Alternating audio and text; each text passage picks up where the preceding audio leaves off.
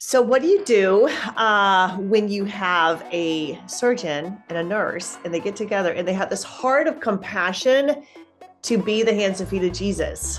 I'll tell you. And also, you're going to find out how you can get involved in this too. Stay tuned. Okay, guys, I am so excited because I have Paul Osteen, his wife Jennifer Osteen, and this is a beautiful surgeon-nurse duo. But guess what? Their work is all over the world. And I am so excited to have them on and talk with what they're doing and also what we can do to really, to be Jesus in this world. And so go ahead and introduce yourself. Tell us a little bit about what you're doing and what's going on in your life. It's so good to talk with you. Yeah, you want to start, Jen? Well, let's see. So I'm a nurse. I don't practice right now, but I use my skills in other ways. I volunteer a lot. And then when Paul and I travel, I help him on the mission field. Yeah, and I'm a surgeon. About 25 years ago, I was practicing, thought I was settled in my practice forever. Yeah. And driving home from my dad's memorial service, I heard these three words, Hannah, give up your practice, move to Houston and help at your church. And you know what? They made no sense to my head, but it made perfect sense to my heart. We made that move 25 years ago. Not long after that, we were able to start doing medical missions. And for the last 17 years now, we've done medical missions 3 to 4 to 6 months a year. Wow.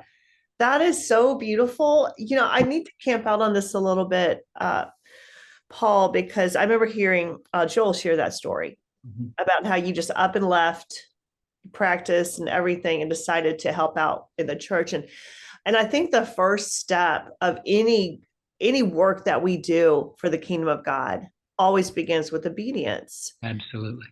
And that hearing that, like, there's, I like to be I compare myself to that person who's like, okay, God, if you could like prove it with 5 signs and wonders, and I'm going to put out a fleece, and if you could and then I'm going to put out a fleece the next day, and then if you could just like in 3 parts of the Bible, if you could confirm that, sometimes we get into that mode where actually it's just operating in doubt. But when we hear the command of God or see it in His Word, which is His command, that obedience is so critical. Like, I'm sure you can look back and see how that was the one domino that had to be knocked down. So all of the other work that you're doing for God could be completed.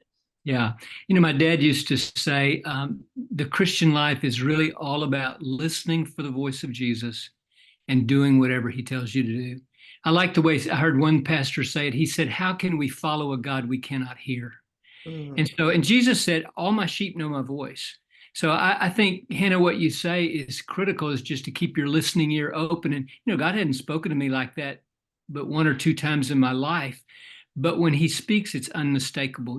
Without a doubt that He's speaking to your heart and He's speaking for you to take the next step. And I love what somebody else said. You'll never know what's beyond the one step of obedience. You'll never know what God has beyond that one step of obedience. And so, it was hard at that time, but in certain ways it was hard. In certain ways it was fun. It was exciting. It was thrilling, knowing that you were in faith, stepping out, thinking that you heard God, and just trusting Him to work things out. That is so beautiful. I like the word thrilling. Was it just as thrilling for you, Jen, or is it more like kind of an upset stomach a little bit? But what was it like for you when you had to make that move?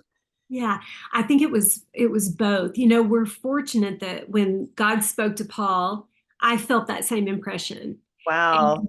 Separately. And so when Paul came to me and said, this is what I feel, I already knew. Because, I don't know if God always works like that, but for us, that was confirmation, because that was a huge step we were taking, because it meant shutting down what we were doing there. We had lived there a long time and picking up and moving. So I think with obedience, there's a supernatural peace that comes. So while it was I had to leave friends, I had to leave, it was a complete upheaval, if you will. Oh, sure.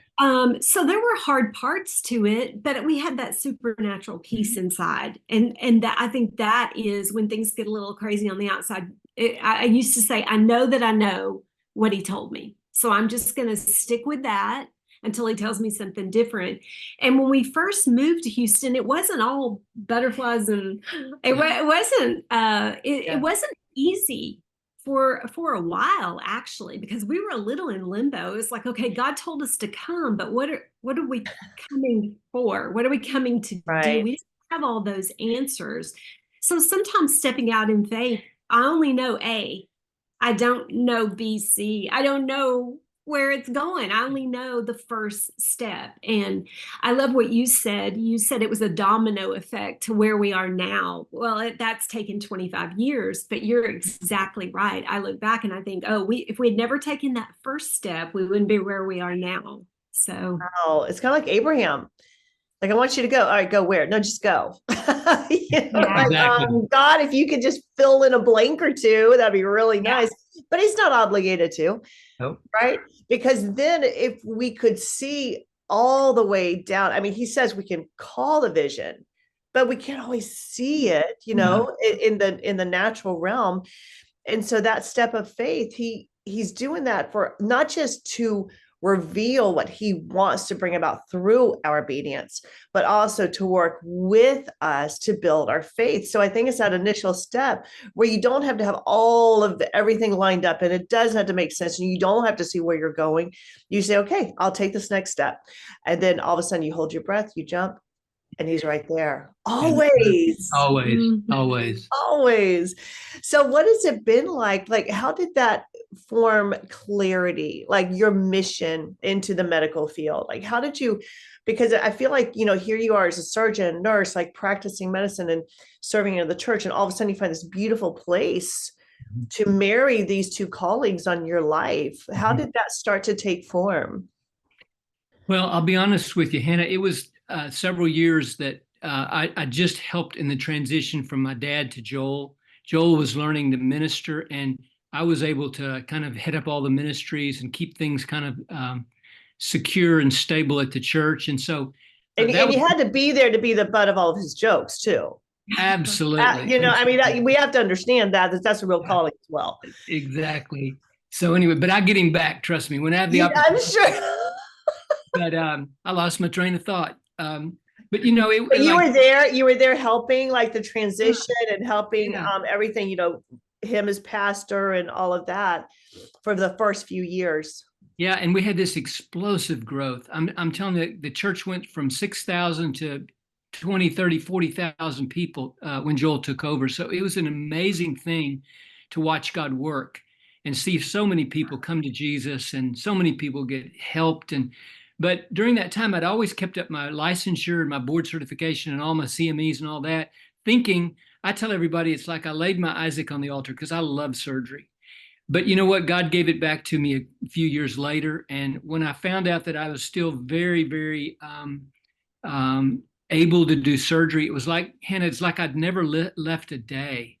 And so anyway, it's like God gave Isaac back to me. And that kind of began the journey. We started for a 6-week trip, and then we realized that when we go that long, we could really bless people if we stayed longer.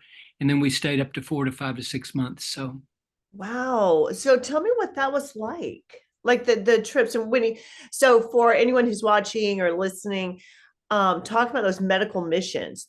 People may or may not have been on that, but what is that like? If you could walk us through what it's like to be in a medical mission like that, going and serving for 6 weeks or so at a time. Yeah, actually, 6 weeks to 3 or 4 months. What it is for us, I felt like my niche, Hannah, there are all over the world, there are these Christian mission hospitals that have been there for 50 to 100 years. They're usually located in very remote areas where people have no care. Well, in those hospitals, there's a lot of dedicated African staff, but also often missionaries that are from other countries that need a break, especially the surgeons. So I feel like our niche is to go relieve those missionary surgeons so that they can have a break. So what it means day in and day out is that you meet at chapel at 7:30 for devotions in the morning. You see a bunch of patients in the hospital, some in the clinic, and then generally every day, 6 out of 7 days, I'm operating. And usually they're 12 to 14 hour days. They're very, very busy, but God gives you strength, and it's very rewarding being his hands and feet. And I like to tell people we don't have the latest equipment. We don't have the fanciest stuff over there. But if you take your 5 loaves and 2 fish and you put it in Jesus' hands, it is amazing what he can do to feed the multitudes. Yeah. It's amazing what he can do to bless your efforts. Yeah, that's really all we need. I was talking with Dallas Jenkins, that the creator of The Chosen. Yes. And that is exactly what he said. He said, all I felt I had was just 5 loaves and 2 fish. And it just, you just yield what you have. He's Yeah. not asking us to get the resources Yeah. because he's the source. Yeah. He's asking us to, just like you did, both of you did, being obedient to the calling of God on your life and bringing what you have. And think about it, what he said to Abraham, like, what do you have? Yeah. To Moses, what do you have? To the woman, all she had was a little bit of oil in a jar. What do you have? So in all of those situations, he's like, I'm just asking for you to be a vessel, so that now I can pour my glory through you to yield something far greater than 5. I mean, look at what happened with 5 loaves and 2 fish, right? Exactly. Yeah. He'll never ask us for more than we have, but he does want what we have in our hands. And you mentioned Moses. I mean, what did Moses have in his hand? A stick. What did God do? He used it to deliver 3 million people. So just a quick story. A quick story, okay? I love stories. Yes. Just about 3 months ago, I was in Zambia working at a mission hospital in Western Zambia. And this little lady very urgently a young mom brought in her child who had just been born with the intestines outside of the abdomen. It's not an uncommon thing we see, but it's very difficult to treat that in remote Africa because we don't have the special nutrition that those children need. Hannah, what I did is I just did what I was trained to do. I operated on the child and put some tension on the abdominal wall. And a couple of days later, I was able to close the abdomen. But we were not hopeful from in the natural that this child would make it because we didn't have the special IV nutrition. But you know what? God was faithful. God was gracious. And about 3 or 4 days later, that child started taking some sugar water. Eventually, we were able to give him some milk. The intestines started working. And about 3.5 weeks later, that child was discharged. I saw the child a couple of times in the clinic afterwards, healthy, gaining weight, thriving. And just a typical story, not a typical, but a typical God story when you do what you can and trust him to do what you can't do. Wow. That is amazing. I have chills all over right now thinking about how God just shows up. He's never stopped being a healer. He's never stopped being a redeemer, a restorer. But he won't do things apart from us. That's the beauty of it, And so I love that, you said yes to this call of God on your life, but I know that there are people today who are like, I want to do something for the kingdom. And I do want to recognize all the people who are right now doing something for the kingdom, just in what they're doing in their own home, in their workplace, showing up with a word from God, showing up with a kind heart, showing up when you haven't slept and you're exhausted. Jen, you know what I'm talking about. Both of you guys know what I'm talking about. When even as a parent, like having that, whoa, when is it going to stop? It doesn't, but we keep showing up. And so we're all doing something for the kingdom right where we are. God wants to see us being obedient right where we are. But what about taking that next step? So what would it look like if someone wanted to be a part of this medical mission, or to join in that, to help in any way possible? What would that look like? You want to answer? Well, I'll let you answer, but I did have this thought. When we first went on the mission field, back and forth, we would take all of our children with us, and so we would travel. We would take our kids. That meant I had to homeschool so that I could do it here and then I could do it there. So we did that for years. And then we hit a season where I needed to lay back with our kids and let Paul travel alone. They were older. They were getting in, high school, about to go to college. And I remember there was a part of me that I felt like, oh, I'm not doing anything anymore. Wow. I was like, oh, yeah. no, Well, of course. And I very clearly, I felt like God spoke to me and said, no, you're doing exactly what I want you to do. And it allows Paul to be able to do what I've called him to do. And I'll give you back, I knew God would give that back to me eventually. But then I just stayed faithful with what I was doing. And then opportunities started coming. I said, God, I still want to do something. And he brought local opportunities for me. And so I always tell people, you might not can go, but what you're doing is a ministry, but there are opportunities all around you. You don't have to go across the world to serve. You can serve right where you are. And if that means just in your house, that's good. That's what God's called you to do. But there are, if you have time, if you have, you don't have to be in the medical field to serve. Right. You Right. just have to be willing and able. And like you said, bring God with you. God is in us. We bring him with us everywhere we go, and a smile, helping. So, locally, there are so many ways with human trafficking, refugee care. Yeah. So just food pantries. There are just so many ways that you can give, and some don't take a lot of time, but you're giving, you're being a part of something bigger. I always think, God's working all over the world, and we're just a little part of what he's doing, but he needs all of us to do our part. Yes. So reach people. So being the hands and feet of Jesus isn't just when Paul's over there operating. Right. And that's huge, and that is big. And I feel like there are medical professionals who have time to do that. Maybe not the way we did it, but do you have a week? Do you have 2 weeks? Can you take a couple of weeks in the summer, or are you retired? Mm-hmm. Can you take more time and go do it? Can you take a month? And so different seasons of life look different. It's just about, what do I have? Like you said, what do I have right now in my hands that I can give, and where can I find the time to do that? And there's so many ways to get involved. And Paul and I knew that years ago. We said, okay, God, there's all this need that we see, and I'm going to let Paul tell this story. And then we would come back after 3 months, 4 months, and there's so many resources here. Yeah. And it almost would, we just like, how can that be, God? Like, how can you have, there's so little and we have so much, and how can we bring that together? And, God spoke directly to Paul, I think, on one of the trips back when we were flying. If you want to tell that story. Yeah, I was the only qualified surgeon in an area the size of Louisiana. Wow. And then I fly back in 36 hours. There are 2,500 doctors in one zip code in Houston. And, God just said, what happens if you put the need with the abundance, because there's good people that want to serve and help, just don't know how. And that was kind of the genesis or the beginning of our conference. But can I just say one thing, Hannah, that you mentioned? I think people sometimes, and I was guilty of this too, divide our lives into the secular and the spiritual.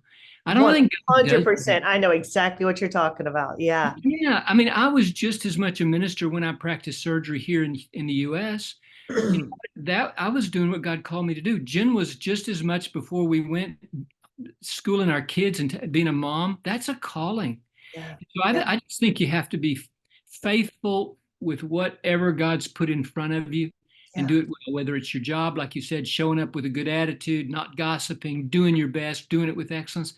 I think, the parable of the talents is, what do you have? What has God entrusted to you? And what are you doing with those things? And the last thing I'll say is, my dad raised us to believe that every believer is a minister. Out of Ephesians 4:11 through 12, it says that he's given us apostles, evangelists, pastors, teachers to prepare the saints for the work of the ministry. Yes. So I just feel like that's us. We all have something to do for the kingdom. And you don't have to go to Calcutta. You don't have to go to Africa. You know what? You can, in your neighborhood, in your own neighbors, that may be your mission field. So anyway. That is so true. I remember one time I was going to speak at an event. I was so excited, being able to share the word, and got me a first class ticket, treated me right. And I'm sitting there in first class, so excited, and looking at my notes. And I remember everyone boarded, and there was this one woman, she was the last one to board, and she had a disability. It was hard for her to walk. And she walked past me, and God alerted my attention to her. And I said, what do I need to do? He said, nothing. I said, okay. I just lifted up a prayer for her. I was like, God, thank you. Like, bless her and open up doors of favor for her. She walks back, and it was a while. We weren't taken off yet. It was taking a while. And I overheard, okay, maybe I eavesdropped on two of the flight attendants, and they were talking, and they said, she says she can't sit in that seat. I don't know what to do. And God, I knew who they were talking about because God had called my attention to her. And I said, excuse me, is it that woman who was having a hard time walking? They said, yeah. I said, she can have my seat because there's more room in first class. And they're like, are you sure? I'm like, yeah, of course, And so I traded with her. Of course, she had the last seat next to the toilet. And I won't tell you any more about that trip, but evidently people had to use the toilet in creative ways. So anyway, so I'm there, and we get to we land, get to our destination, and I was the last one to get off because I was the last seat on the plane, and that woman was still sitting there. And as I walked up, I saw that she was crying. And as I got closer, the flight attendant said, that's the woman right there. And she looked at me and she said, when I got on this plane, I had no hope that God loved me or there was any love in this world. And she said, all of that was restored today. Wow. And I thought, what if that's the whole reason that I had the speaking engagement, that I was on the plane? And I remember my prayer was like, God, don't let me miss it. Yeah. To be whatever we need to be in whatever setting we're in. And that means if it's being a mom and having enough patience to get on the ground and play with toys for a little bit, when you just want to crash on the sofa and scroll on the phone, or that showing up to work and being diligent, even if you're disgruntled. And if that means like giving up your seat or whatever that looks like. And it could mean flying off to another country and doing surgery, or it could look like doing surgery in someone's heart right there where you are. Absolutely. And I just want to encourage everyone who's watching or listening, there is always an opportunity to serve and to show up for the least of these, to reach those people. And I want to thank you for being on. And I also, don't you have a conference coming up? We do. It's called the Mobilizing Medical Missions Conference, February 16th and 17th at Lakewood in Houston, Texas. And it's just geared to people who have an interest in global health in any way. It can be, you can be a doctor, a nurse, you can be in the healthcare professions, you can be a plumber, a mechanic, an IT, a business person. Everybody's gifts are needed to do world evangelism. So I would encourage anybody. You can find out more at m3missions.com if anybody's interested, but we'd love to have say you. it one more time. I mean, we'll put it in the show notes, but definitely say it one more time. So anyone, if they're listening right now, they can go there right now. It's called m3missions.com. m3missions.com. Paul, Jen, thank you so much for hanging out, and everyone, like, check it out right now because all gifts matter. And bless you in everything that you're doing. Thank you so much. Thank you, Hannah. Thanks so much for having us. Oh, you have blessed this time. And I know when people get involved in anywhere that God is calling them, their life is going to be blessed like crazy.